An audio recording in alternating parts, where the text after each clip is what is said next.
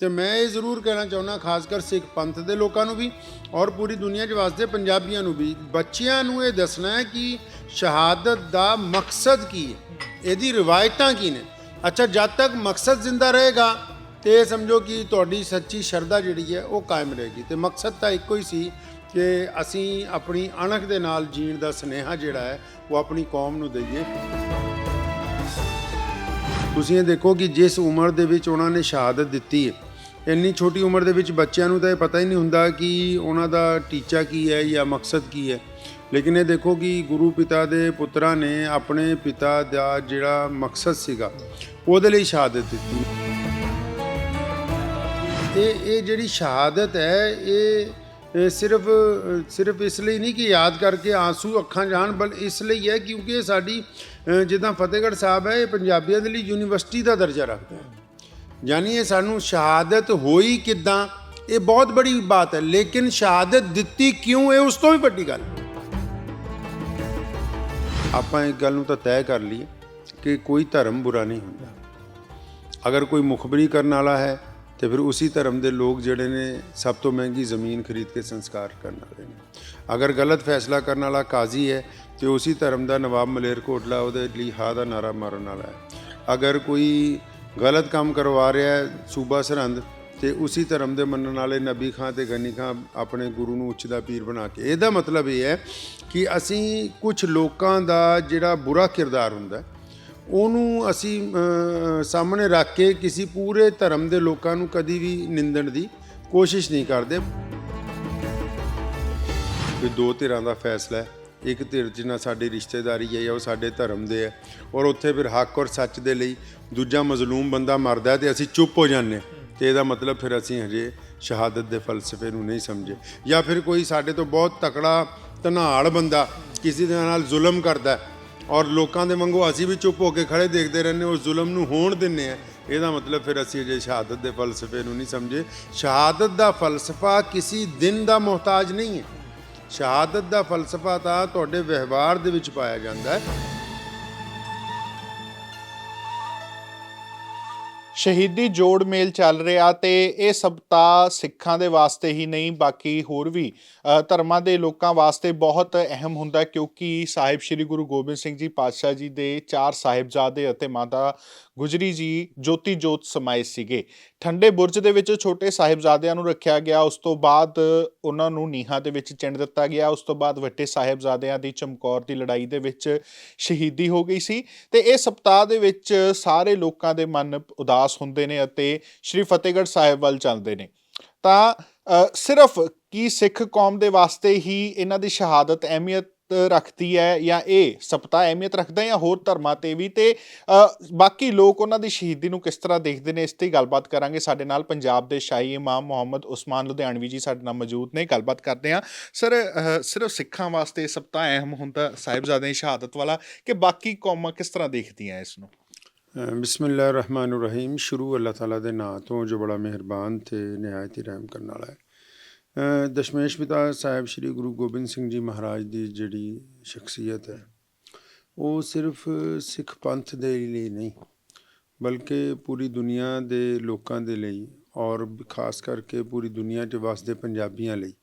ਚਾਹੇ ਉਹ ਪੰਜਾਬੀ ਕਿਸੇ ਵੀ ਧਰਮ ਤੋਂ ਸੰਬੰਧ ਰੱਖਦੇ ਨੇ, ਹਮੇਸ਼ਾ ਤੋਂ ਉਹਨਾਂ ਦੇ ਲਈ ਬੜੀ ਹੀ ਕਾਬਿਲ ਇਹਤਰਾਮ ਸ਼ਖਸੀਅਤ ਰਹੀ। ਉਹਨਾਂ ਨੇ ਜਿਹੜੀ ਕੁਰਬਾਨੀ, ਜਿਹਨੂੰ ਅਸੀਂ ਲਾਸਾਨੀ ਕੁਰਬਾਨੀ ਕਹਿ ਸਕਦੇ ਹਾਂ, ਉਹ ਜਿਹੜੀ ਦਿੱਤੀ ਉਹ ਆਪਣੇ ਲਈ ਨਹੀਂ ਦਿੱਤੀ ਬਲਕਿ ਦੂਸਰਿਆਂ ਦੇ ਲਈ ਦਿੱਤੀ ਔਰ ਖਾਸ ਕਰਕੇ ਇਨਸਾਨੀਅਤ ਨੂੰ ਬਾਕੀ ਰੱਖਣ ਦੇ ਲਈ, ਹੱਕ ਔਰ ਸੱਚ ਦੀ ਆਵਾਜ਼ ਨੂੰ ਜ਼ਿੰਦਾ ਰੱਖਣ ਦੇ ਲਈ ਇਹ ਜਿਹੜੀ ਕੁਰਬਾਨੀ ਜਿਹੜੀ ਹੈ ਉਹ ਦਿੱਤੀ ਗਈ। ਇਸ ਲਈ ਇਸ ਕੁਰਬਾਨੀ ਨੂੰ, ਇਸ ਸ਼ਹਾਦਤ ਨੂੰ ਜਿਹੜੇ ਹੈ ਉਹ ਸਰਬ ਧਰਮਾਂ ਦੇ ਲੋਕ ਜਿਹੜੇ ਉਹ ਸਤਿਕਾਰ ਦੇ ਨਾਲ ਯਾਦ ਕਰਦੇ ਨੇ। ਵੀਰ ਬਾਲ ਦਿਵਸ ਸਰਕਾਰ ਨੇ ਵੀ ਐਲਾਨ ਕੀਤਾ ਕਿ ਉਹਨਾਂ ਦੀ ਸ਼ਹੀਦੀ ਦੇ ਵੀਰ ਬਾਲ ਦਿਵਸ ਮਨਾਇਆ ਜਾਵੇ। ਤੁਹਾਨੂੰ ਕੀ ਲੱਗਦਾ ਇੰਨਾ ਕੁ ਬਹੁਤ ਹੈ ਜਾਂ ਹੋਰ ਵੀ ਕੁਝ ਹੋਣਾ ਚਾਹੀਦਾ ਸੀ? ਦੇਖੋ, ਜਿੱਥੇ ਤੱਕ ਸਰਕਾਰਾਂ ਦਾ ਮਸਲਾ ਹੈ ਉਹ ਆਪਣੀ ਜਗ੍ਹਾ ਹੈ, ਲੇਕਿਨ ਮੈਂ ਇਹ ਜ਼ਰੂਰ ਕਹਿਣਾ ਚਾਹੁੰਦਾ ਕਿ ਜਿਹੜੀ ਸਾਹਿਬਜ਼ਾਦਿਆਂ ਦੀ ਜਿਹੜੀ ਸ਼ਹਾਦਤ ਹੈ, ਇਸ ਸ਼ਹਾਦਤ ਨੂੰ ਬਤੌਰ ਰਸਮ ਯਾਦ ਨਹੀਂ ਕੀਤਾ ਜਾਂਦਾ ਬਲਕਿ ਅਸੀਂ ਇਹਨੂੰ ਰਵਾਇਤਾਂ ਦੇ ਤੌਰ ਦੇ ਉੱਤੇ ਯਾਦ ਵੀ ਰੱਖਣਾ ਹੈ ਅਤੇ ਉਹਨੂੰ ਆਪਣੇ ਜੀਵਨ ਦੇ ਵਿੱਚ ਲਿਆਉਣ ਦੀ ਕੋਸ਼ਿਸ਼ ਵੀ ਕਰਨੀ ਹੈ। ਖਾਸ ਕਰ ਤੁਸੀਂ ਇਹ ਦੇਖੋ ਕਿ ਜਿਸ ਉਮਰ ਦੇ ਵਿੱਚ ਉਹਨਾਂ ਨੇ ਸ਼ਹਾਦਤ ਦਿੱਤੀ ਹੈ, ਇੰਨੀ ਛੋਟੀ ਉਮਰ ਦੇ ਵਿੱਚ ਬੱਚਿਆਂ ਨੂੰ ਤਾਂ ਇਹ ਪਤਾ ਹੀ ਨਹੀਂ ਹੁੰਦਾ ਕਿ ਉਹਨਾਂ ਦਾ ਟੀਚਾ ਕੀ ਹੈ ਜਾਂ ਮਕਸਦ ਕੀ ਹੈ। ਲੇਕਿਨ ਇਹ ਦੇਖੋ ਕਿ ਗੁਰੂ ਪਿਤਾ ਦੇ ਪੁੱਤਰਾਂ ਨੇ ਆਪਣੇ ਪਿਤਾ ਦਾ ਜਿਹੜਾ ਮਕਸਦ ਸੀਗਾ ਉਹਦੇ ਲਈ ਸ਼ਹਾਦਤ ਦਿੱਤੀ। ਨਾ ਸਿਰਫ ਜ਼ਾਲਿਮ ਹੁਕਮਰਾਨਾਂ ਦੇ ਸਾਹਮਣੇ ਡਟ ਕੇ ਖੜੇ ਹੋਏ, ਬਲਕਿ ਉਹਨਾਂ ਦੀ ਗੱਲ ਨੂੰ ਮੰਨਣ ਤੋਂ ਇਨਕਾਰ ਕੀਤਾ ਔਰ ਉਹਦੇ ਬਾਅਦ ਫਿਰ ਉਸਦੇ ਲਈ ਆਪਣੀ ਸ਼ਹਾਦਤ ਤੱਕ ਦੇ ਦਿੱਤੀ। ਇਹਦਾ ਮਤਲਬ ਕਿ ਇਹ ਜਿਹੜੀ ਸ਼ਹਾਦਤ ਹੈ ਸਾਹਿਬਜ਼ਾਦਿਆਂ ਦੀ, ਇਹ ਸਾਨੂੰ ਇੱਕ ਬਾਰ-ਬਾਰ ਸੁਨੇਹਾ ਦੇ ਰਹੀ ਹੈ ਔਰ ਖਾਸ ਕਰ ਪੂਰੇ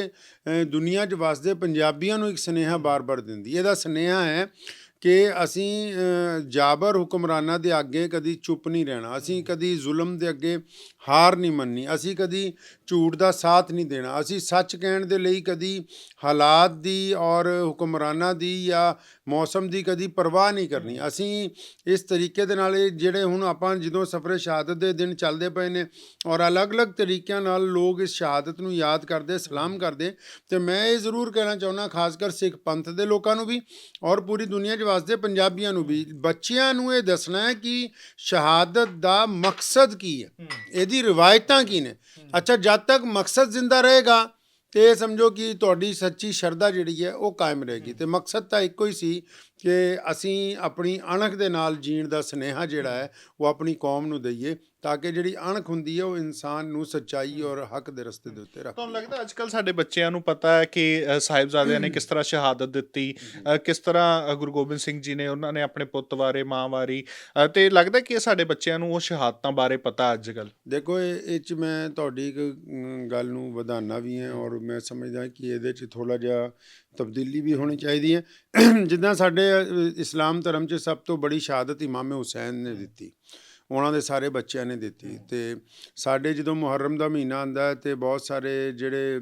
ਉਹਨੂੰ ਕਿਸੇ ਨੂੰ ਬਿਆਨ ਕਰਦੇ ਨੇ, ਉਹ ਜ਼ਾਹਿਰ ਜੀ ਗੱਲ ਹੈ ਕਿ ਗਮ ਦੇ ਦਿਨ ਹੈ, ਰੋਣਾ ਵੀ ਆਉਂਦਾ ਹੈ ਔਰ ਅਕਸਰ ਲੋਕਾਂ ਦੇ ਦਿਲ ਹਿਰਦੇ ਹੋ ਜਾਂਦੇ। ਤੇ ਇਹੀ ਅਗਰ ਅਸੀਂ ਫਤਿਹਗੜ੍ਹ ਸਾਹਿਬ ਦੇ ਇਹਨਾਂ ਹਾਲਾਤ ਨੂੰ ਪੜ੍ਹਦੇ ਜੋ ਸਾਹਿਬਜ਼ਾਦਿਆਂ ਦੇ ਨਾਲ ਹੋਇਆ, ਲੇਕਿਨ ਇਹਦੇ ਨਾਲ ਨਾਲ ਮੈਂ ਅਕਸਰ ਇਹ ਗੱਲ ਕਹਿਣਾ ਹੁੰਦਾ ਕਿ ਇਹ ਜਿਹੜੀ ਸ਼ਹਾਦਤ ਹੈ ਇਹ ਸਿਰਫ ਇਸ ਲਈ ਨਹੀਂ ਕਿ ਯਾਦ ਕਰਕੇ ਆਂਸੂ ਅੱਖਾਂ ਜਾਣ, ਬਲ ਇਸ ਲਈ ਹੈ ਕਿਉਂਕਿ ਇਹ ਸਾਡੀ ਜਿੱਦਾਂ ਫਤਿਹਗੜ੍ਹ ਸਾਹਿਬ ਹੈ, ਇਹ ਪੰਜਾਬੀਆਂ ਦੇ ਲਈ ਯੂਨੀਵਰਸਿਟੀ ਦਾ ਦਰਜਾ ਰੱਖਦਾ ਹੈ। ਯਾਨੀ ਇਹ ਸਾਨੂੰ ਸ਼ਹਾਦਤ ਹੋਈ ਕਿੱਦਾਂ, ਇਹ ਬਹੁਤ ਬੜੀ ਬਾਤ ਹੈ, ਲੇਕਿਨ ਸ਼ਹਾਦਤ ਦਿੱਤੀ ਕਿਉਂ, ਇਹ ਉਸ ਤੋਂ ਵੀ ਵੱਡੀ ਗੱਲ ਹੈ। ਕਿਉਂ ਦਿੱਤੀ ਇਹ ਬੱਚਿਆਂ ਨੂੰ ਯਾਦ ਹੋਣਾ ਚਾਹੀਦਾ। ਹੋਈ ਕਿੱਦਾਂ, ਉਹ 'ਚ ਚਾਹੇ 2-4 ਲਫ਼ਜ਼ ਘੱਟ ਜਾਣ, ਕਦੀ ਵੱਧ ਜਾਣ, ਮਤਲਬ ਕੋਈ ਵਾਕਿਆ ਪੂਰਾ ਆਇਆ ਨਹੀਂ ਆਇਆ ਉਹ ਠੀਕ ਹੈ, ਲੇਕਿਨ ਇਹਦੇ ਨਾਲ ਨਾਲ ਦਿੱਤੀ ਕਿਉਂ। ਜਦ ਤੱਕ ਮਕਸਦ, ਮੈਂ ਬਾਰ-ਬਾਰ ਇਸ ਗੱਲ ਨੂੰ ਤਾਂ ਕਹਿਣਾ ਕਿਉਂਕਿ ਸਾਨੂੰ ਆਪਣੇ ਜੀਵਨ 'ਚ ਇਹਨਾਂ ਗੱਲਾਂ ਨੂੰ ਇੰਪਲੀਮੈਂਟ ਕਰਨਾ। ਪੂਰੇ ਸਿੱਖ ਪੰਥ ਦੇ ਵਿੱਚ ਦਸ਼ਮੇਸ਼ ਪਿਤਾ ਨੂੰ ਅਗਰ ਤੁਸੀਂ ਦੇਖੋਗੇ, ਗੁਰੂ ਗੋਬਿੰਦ ਸਿੰਘ ਜੀ ਮਹਾਰਾਜ ਨੂੰ, ਔਰ ਮੁਸਲਮਾਨਾਂ ਦਾ, ਕਿਉਂਕਿ ਗੁਰੂ ਨਾਨਕ ਦੇਵ ਜੀ ਤੋਂ ਲੈ ਕੇ ਭਾਈ ਮਰਦਾਨੇ ਤੋਂ ਲੈ ਕੇ ਫਿਰ ਨਬੀ ਖਾਂ, ਗਨੀ ਖਾਂ ਔਰ ਖਾਸ ਕਰ ਪੀਰ ਬੁੱਧੂ ਸ਼ਾਹ ਰਹਿਮਤੁल्लाह ਅਲੈਹ ਔਰ ਉਹਨਾਂ ਦੇ ਬੇਟਿਆਂ ਦੀ ਜਿਹੜੀ ਸ਼ਹਾਦਤ ਹੈ, ਜਿਹੜੀ ਗੁਰੂ ਗੋਬਿੰਦ ਸਿੰਘ ਜੀ ਦੀ ਰਹਿਨੁਮਾਈ ਦੇ ਵਿੱਚ ਜਿਹੜੀ ਹੈ ਪੇਸ਼ ਕੀਤੀ ਗਈ। ਤੇ ਮੈਂ ਸਮਝਦਾ ਕਿ ਇਹ ਸ਼ਹਾਦਤ ਦਾ ਜਿਹੜਾ ਫਲਸਫਾ ਹੈ ਔਰ ਸ਼ਹਾਦਤ ਦਾ ਜਿਹੜਾ ਮਕਸਦ ਹੈ, ਇਹ ਹਮੇਸ਼ਾ ਸਾਡੀ ਆਉਣ ਵਾਲੀ ਨਸਲਾਂ ਦੇ ਵਿੱਚ ਜਿਹੜਾ ਉਹ ਜ਼ਿੰਦਾ ਰਹਿਣਾ ਚਾਹੀਦਾ। ਨਵਾਬ ਮਲੇਰਕੋਟਲਾ ਦਾ ਵੀ ਬਹੁਤ ਜ਼ਿਕਰ ਹੁੰਦਾ ਹੈ ਇਸ ਦੇ ਵਿੱਚ, ਕਹਿੰਦੇ ਨੇ ਕਿ ਉਹਨਾਂ ਨੇ ਮਨਾ ਕਰ ਦਿੱਤਾ ਸੀਗਾ ਉਹਨਾਂ ਨੂੰ ਸਜ਼ਾ ਦੇਣ ਦੀ, ਆਪਣੇ ਭਾਈ ਦਾ ਬਦਲਾ ਲੈਣ। ਉਸ ਨੂੰ ਕਿਸ ਤਰ੍ਹਾਂ ਦੇਖਦੇ ਹੋ? ਦੇਖੋ, ਮੈਂ ਸਿਰਫ ਨਵਾਬ ਮਲੇਰਕੋਟਲਾ ਹੀ ਨਹੀਂ, ਮੈਂ ਸਾਰੇ ਪੰਜਾਬ ਦੇ, ਪੂਰੀ ਦੁਨੀਆ 'ਚ ਵਸਣ ਵਾਲੇ ਪੰਜਾਬੀਆਂ ਨੂੰ ਕਹਿਣਾ ਚਾਹੁੰਦਾ ਕਿ ਆਪਾਂ ਇੱਕ ਗੱਲ ਨੂੰ ਤਾਂ ਤੈਅ ਕਰ ਲਈਏ ਕਿ ਕੋਈ ਧਰਮ ਬੁਰਾ ਨਹੀਂ ਹੁੰਦਾ। ਅਗਰ ਕੋਈ ਮੁਖਬਰੀ ਕਰਨ ਵਾਲਾ ਹੈ ਤੇ ਫਿਰ ਉਸੇ ਧਰਮ ਦੇ ਲੋਕ ਜਿਹੜੇ ਨੇ ਸਭ ਤੋਂ ਮਹਿੰਗੀ ਜ਼ਮੀਨ ਖਰੀਦ ਕੇ ਸੰਸਕਾਰ ਕਰਨ ਵਾਲੇ ਨੇ। ਅਗਰ ਗਲਤ ਫੈਸਲਾ ਕਰਨ ਵਾਲਾ ਕਾਜ਼ੀ ਹੈ ਤੇ ਉਸੇ ਧਰਮ ਦਾ ਨਵਾਬ ਮਲੇਰਕੋਟਲਾ ਉਹਦੇ ਲਈ ਹਾਂ ਦਾ ਨਾਰਾ ਮਾਰਨ ਵਾਲਾ ਹੈ। ਅਗਰ ਕੋਈ ਗਲਤ ਕੰਮ ਕਰਵਾ ਰਿਹਾ ਹੈ ਸੂਬਾ ਸਰਹੰਦ, ਤੇ ਉਸੇ ਧਰਮ ਦੇ ਮੰਨਣ ਵਾਲੇ ਨਬੀ ਖਾਂ ਤੇ ਗਨੀ ਖਾਂ ਆਪਣੇ ਗੁਰੂ ਨੂੰ ਉੱਚ ਦਾ ਪੀਰ ਬਣਾ ਕੇ। ਇਹਦਾ ਮਤਲਬ ਇਹ ਹੈ ਕਿ ਅਸੀਂ ਕੁਝ ਲੋਕਾਂ ਦਾ ਜਿਹੜਾ ਬੁਰਾ ਕਿਰਦਾਰ ਹੁੰਦਾ ਉਹਨੂੰ ਅਸੀਂ ਸਾਹਮਣੇ ਰੱਖ ਕੇ ਕਿਸੇ ਪੂਰੇ ਧਰਮ ਦੇ ਲੋਕਾਂ ਨੂੰ ਕਦੀ ਵੀ ਨਿੰਦਣ ਦੀ ਕੋਸ਼ਿਸ਼ ਨਹੀਂ ਕਰਦੇ, ਬਲਕਿ ਜੋ ਸਾਨੂੰ ਪੰਜਾਬ ਦੀ ਰਿਵਾਇਤਾਂ 'ਚ ਔਰ ਗੁਰੂ ਨਾਨਕ ਦੇਵ ਜੀ ਤੋਂ ਲੈ ਕੇ ਗੁਰੂ ਗੋਬਿੰਦ ਸਿੰਘ ਜੀ ਤੱਕ ਜੋ ਸਾਹਮਣੇ ਅਜ਼ੀਮ ਰਿਵਾਇਤਾਂ ਪੇਸ਼ ਕੀਤੀਆਂ ਗਈਆਂ, ਉਹ 'ਚ ਦੱਸਿਆ ਗਿਆ ਕਿ ਇਹਨਾਂ ਨੇ ਕੋਸ਼ਿਸ਼ ਕੀਤੀ ਕਿ ਇੱਕ ਮੁਸਲਮਾਨ ਚੰਗਾ ਮੁਸਲਮਾਨ ਬਣੇ, ਇੱਕ ਹਿੰਦੂ ਜਿਹੜਾ ਉਹ ਚੰਗਾ ਹਿੰਦੂ ਬਣੇ। ਇਸ ਲਈ ਇਹ ਗੱਲ ਨੂੰ ਬਿਲਕੁਲ ਯਾਦ ਰੱਖਣਾ ਚਾਹੀਦਾ ਹੈ ਕਿ ਅਕਸਰ ਜਿਹੜਾ ਮਕਸਦ ਹੈ ਦਸ਼ਮੇਸ਼ ਪਿਤਾ ਸਾਹਿਬ ਸ਼੍ਰੀ ਗੁਰੂ ਗੋਬਿੰਦ ਸਿੰਘ ਜੀ ਮਹਾਰਾਜ ਦਾ, ਉਸ ਮਕਸਦ ਦੇ ਲਈ ਜਿਹੜੀ ਸ਼ਹਾਦਤਾਂ ਦਿੱਤੀਆਂ ਗਈਆਂ, ਜਦ ਵੀ ਅਸੀਂ ਇਹਨਾਂ ਸ਼ਹਾਦਤਾਂ ਨੂੰ ਯਾਦ ਕਰੀਏ, ਅਤੇ ਖਾਸ ਕਰ ਮੈਂ ਉਹਨਾਂ ਲੋਕਾਂ ਨੂੰ ਕਹਿੰਦਾ ਜਿਹੜੇ ਸਮਾਜਿਕ ਵਿਵਸਥਾ 'ਚ ਨੇ, ਧਰਮੀ ਲੋਕ ਨੇ, ਸ਼ਹਾਦਤਾਂ ਦੀ ਗੱਲ ਵੀ ਕਰਦੇ ਨੇ, ਜਾਂ ਅਸੀਂ ਕੋਈ ਸੇਵਾ ਕਰਦੇ ਹਾਂ ਜਾਂ ਲੰਗਰ ਲਾਉਂਦੇ ਹਾਂ, ਤੇ ਕੀ ਸਾਡੀ ਆਪਣੀ ਜਿਹੜੀ ਜ਼ਾਤੀ ਜ਼ਿੰਦਗੀ ਪਰਸਨਲ ਲਾਈਫ ਜਿਹੜੀ ਹੈ ਕਿ ਉਹਦੇ ਵਿੱਚ ਕੋਈ ਨਾ ਕੋਈ ਐਸੀ ਝਲਕ ਨਜ਼ਰ ਆਉਂਦੀ ਹੈ ਕਿ ਸਾਡਾ ਵਤੀਰਾ ਜਿਹੜਾ ਸਾਡੇ ਮਾਂ-ਬਾਪ ਦੇ ਨਾਲ ਉਹ ਠੀਕ ਹੈ। ਅਸੀਂ ਜਿਹੜੇ ਬੱਚੇ ਸ਼ਹਾਦਤਾਂ ਲਈ ਅੱਜ ਯਾਦ ਕਰਦੇ ਨੇ ਜਾਂ ਸਾਹਮਣੇ ਆ ਕੇ ਲੋਕਾਂ ਦੇ ਨਾਲ ਗੱਲ ਕਰਦੇ ਨੇ, ਕੀ ਉਹ ਵੀ ਆਪਣੇ ਮਾਤਾ ਪਿਤਾ ਦਾ ਕਹਿਣਾ ਮੰਨਦੇ ਇਸੀ ਤਰ੍ਹਾਂ ਕਿ ਉਹਨਾਂ 'ਚ ਵੀ ਉਹ ਜਜ਼ਬਾ ਹੈ ਕਿ ਜਿਹੜੇ ਲੋਕ ਸੇਵਾ ਕਰਨ ਲਈ ਜਾ ਰਹੇ ਨੇ ਕਿ ਉਹ ਉਹਨਾਂ ਦੇ ਪੜੋਸੀ ਜਿਹੜੇ ਨੇ, ਉਹਨਾਂ ਦੇ ਜਿਹੜੇ ਗਵਾਂਢੀ ਨੇ ਜਾਂ ਉਹਨਾਂ ਦੇ ਜਿਹੜੇ ਸ਼ਰੀਕੇ ਨੇ ਜਾਂ ਉਹਨਾਂ ਦੇ ਬਿਲਕੁਲ ਕਰੀਬ ਲੋਕ ਨੇ ਜਿਹੜੇ ਬਹੁਤ ਗਰੀਬ ਨੇ ਕਿ ਉਹ ਉਹਨਾਂ ਵੱਲ ਵੀ ਧਿਆਨ ਦੇ ਰਹੇ ਨੇ। ਮਤਲਬ ਤਾਂ ਇਹ ਕਿ ਅਗਰ ਤੁਸੀਂ ਇਤਿਹਾਸ ਨੂੰ ਪੜ੍ਹੋਗੇ ਨਾ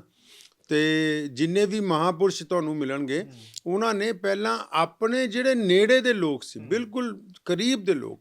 ਪਹਿਲਾਂ ਉਹਨਾਂ ਨੂੰ ਸਮਰਥ ਕੀਤਾ, ਪਹਿਲਾਂ ਉਹਨਾਂ ਦੀ ਮਦਦ ਕੀਤੀ, ਪਹਿਲਾਂ ਉਹਨਾਂ ਦੀ ਸੁਣੀ। ਔਰ ਜਿਹੜਾ ਵੀ ਕੋਈ ਉਹਨਾਂ ਦੇ ਦਰਵਾਜ਼ੇ ਤੱਕ ਆਇਆ, ਜੋ ਵੀ ਮੰਗਣ ਆਇਆ, ਚਾਹੇ ਉਹ ਰੋਟੀ ਮੰਗਣ ਆਇਆ, ਕੱਪੜਾ ਮੰਗਣ ਆਇਆ, ਹੱਤਾ ਕਿ ਗੁਰੂ ਗੋਬਿੰਦ ਸਿੰਘ ਜੀ ਮਹਾਰਾਜ ਕੋ ਤਾਂ ਕਸ਼ਮੀਰੀ ਪੰਡਤ ਪਨਾਹ ਮੰਗਣ ਲਈ ਆਏ, ਆਪਣਾ ਧਰਮ ਬਚਾਉਣ ਲਈ ਆਏ, ਤੇ ਫਿਰ ਜਿਹੜਾ ਵੀ ਦਰਵਾਜ਼ੇ ਤੱਕ ਆਇਆ ਉਹਦੀ ਜ਼ਰੂਰਤ ਜਿਹੜੀ ਹੈ ਉਹ ਪੂਰੀ ਕੀਤੀ ਗਈ। ਤੇ ਮੈਂ ਇਹ ਕਹਿਣਾ ਚਾਹੁੰਦਾ ਇਸ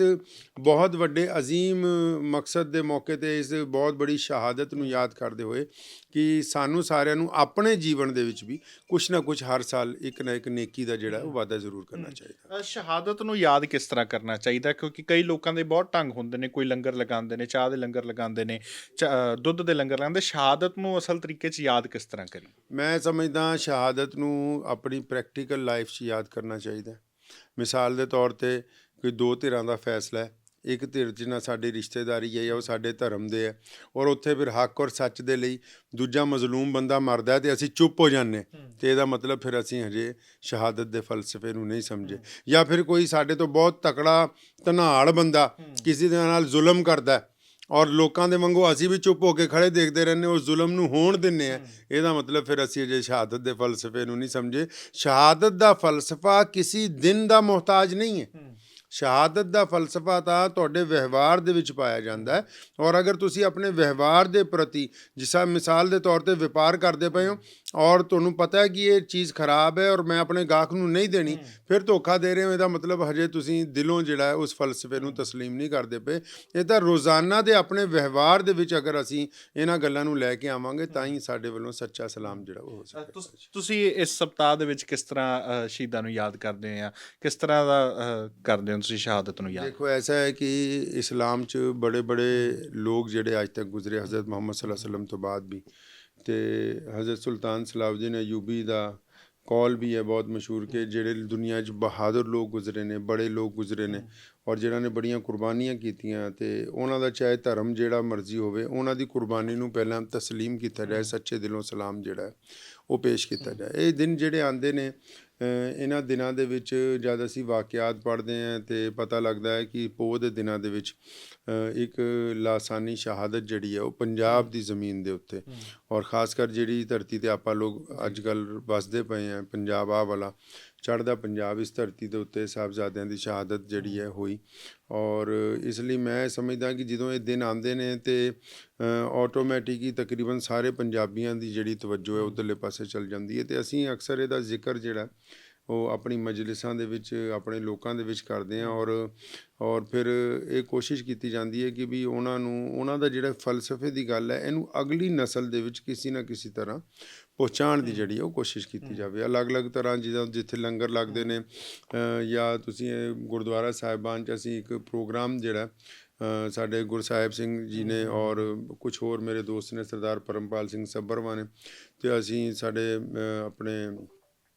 ਇੱਕ ਦੋ ਹਿੰਦੂ ਸਮਾਜ ਦੇ ਅੱਛੇ ਜੈਂਟਲਮੈਨ ਨੇ, ਤੇ ਉਹਨਾਂ ਦੇ ਨਾਲ ਮਿਲ ਕੇ ਅਸੀਂ ਹਮੇਸ਼ਾ ਇਹ ਕੋਸ਼ਿਸ਼ ਕਰਦੇ ਵੀ ਇਹਨਾਂ ਦਿਨਾਂ ਦੇ ਵਿੱਚ ਗੁਰਦੁਆਰਾ ਸਾਹਿਬਾਨ ਦੇ ਵਿੱਚ ਜਿੱਥੇ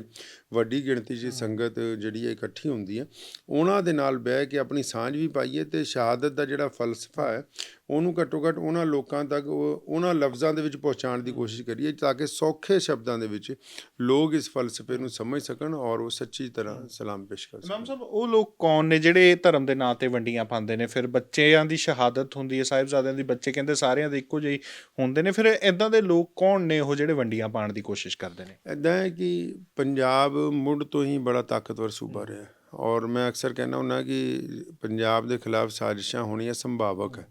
ਕਿਉਂਕਿ ਜਿਹੜੀਆਂ ਕੌਮਾਂ ਜਿਹੜੇ ਲੋਕ ਜ਼ਿਆਦਾ ਤਾਕਤਵਰ ਹੁੰਦੇ ਆ ਉਹਨਾਂ ਦੇ ਖਿਲਾਫ ਕੋਈ ਨਾ ਕੋਈ ਸਾਜ਼ਿਸ਼ ਜਿਹੜੀ ਆ ਉਹ ਕੀਤੀ ਜਾਂਦੀ ਰਹਿੰਦੀ ਹੈ ਅਤੇ ਅਕਸਰ ਐਸੀਆਂ ਤਾਕਤਾਂ ਜਿਨ੍ਹਾਂ ਨੂੰ ਖੁਸ਼ਹਾਲ ਪੰਜਾਬ ਅੱਜ ਵੀ ਦੇਖੋ ਜਿੱਥੇ ਇੱਕ ਪਾਸੇ ਪੂਰੇ ਦੇਸ਼ 'ਚ ਕਈ ਜਗ੍ਹਾ ਫਿਰਕਾ ਪ੍ਰਸਤੀ ਦੀ ਜਿਹੜੀ ਬੜੀ ਤੇਜ਼ ਹਵਾ ਚੱਲਦੀ ਹੈ ਉਹਦੇ ਬਾਵਜੂਦ ਪੰਜਾਬ ਦੇ ਵਿੱਚ ਜਿਹੜੀ ਹੈ ਉਹ ਆਪਸ ਦੇ ਵਿੱਚ ਆਪਸੀ ਭਾਈਚਾਰਕ ਸਾਂਝ ਜਿਹੜੀ ਹੈ ਉਹ ਬੜੀ ਮਜ਼ਬੂਤੀ ਦੇ ਨਾਲ ਆਪਸ 'ਚ ਬਣੀ ਹੈ ਅਤੇ ਸਹੀ ਜ਼ਾਹਿਰ ਜੀ ਗੱਲ ਹੈ ਕਿ ਬਹੁਤ ਸਾਰੀਆਂ ਤਾਕਤਾਂ ਐਸੀਆਂ ਨੇ ਜਿਨ੍ਹਾਂ ਨੂੰ ਇਹ ਗੱਲਾਂ ਜਿਹੜੀਆਂ ਚੰਗੀਆਂ ਨਹੀਂ ਲੱਗਦੀਆਂ ਜੀ। ਬਹੁਤ ਬਹੁਤ ਧੰਨਵਾਦ ਜੀ। ਤਾਂ ਇਸ ਸਨ ਸਾਡੇ ਨਾਲ ਲੁਧਿਆਣਾ ਤੋਂ ਪੰਜਾਬ ਦੇ ਸ਼ਾਹੀ ਇਮਾਮ ਮੁਹੰਮਦ ਉਸਮਾਨ ਲੁਧਿਆਣੀ ਜੀ, ਜਿਨ੍ਹਾਂ ਨਾਲ ਗੱਲਬਾਤ ਕੀਤੀ ਅਤੇ ਇਹਨਾਂ ਦਾ ਵੀ ਦੱਸਿਆ ਕਿ ਕਿਸ ਤਰ੍ਹਾਂ ਸ਼ਹਾਦਤ ਦੇ ਫਲਸਫੇ ਨੂੰ ਲੋਕਾਂ ਤੱਕ ਪਹੁੰਚਾਉਣਾ ਚਾਹੀਦਾ ਅਤੇ ਕਿਸ ਤਰ੍ਹਾਂ ਅਸੀਂ ਉਸ ਰਾਹਾਂ 'ਤੇ ਚੱਲੀਏ। ਤਾਂ ਵਧੇਰੇ ਅਪਡੇਟਸ ਸੀ ਸਾਨੂੰ ਜ਼ਰੂਰ। ਕੈਮਰਾਮੈਨ ਸੰਦੀਪ ਸਿੰਘ ਦੇ ਨਾਲ ਸਰਮਜੀਤ ਸਿੰਘ ਭੱਲਾ, ਰੋਜ਼ਾਨਾ ਸਪੋਕਸਮੈਨ, ਲੁਧਿਆਣਾ।